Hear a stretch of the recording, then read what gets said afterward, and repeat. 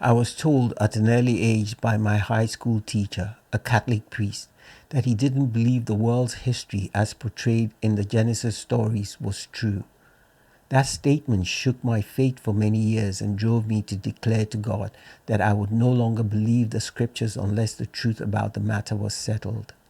My answer arrived after more than 30 years, buried in Andrew Parker's book, The Genesis Enigma. In the preface to the book, he says, and I quote, "It has been said many times by rational people who believe in God that the truth of the stories in the book of Genesis is not to be measured by their agreement with the facts of modern astronomy and biology.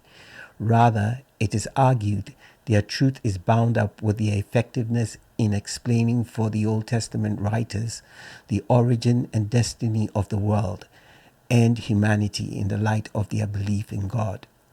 In other words, the creation account at the beginning of Genesis helped the ancient Israelites who produced it to cope with and understand their world. In some way, this story of how they and their world came about satisfied their inner conscience. But no one in modern recent times would ever have considered that this creation account could be scientifically accurate, which is why modern theologians have felt compelled to arm themselves for debate with the rationalization above. Things may be about to change.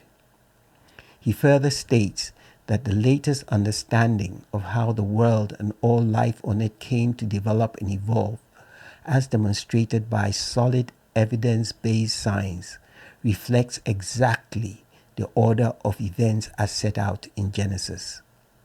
Elsewhere in his book, he says, the Genesis creation account was written as it is because that is how the sequence of events really happened.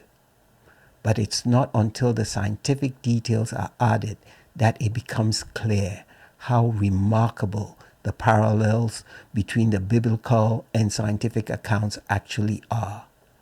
Andrew Parker is not a Christian, but through his work in science, he has proven the truth about God's divine revelation. Truth indeed is unique. Deny it, and you will prove it.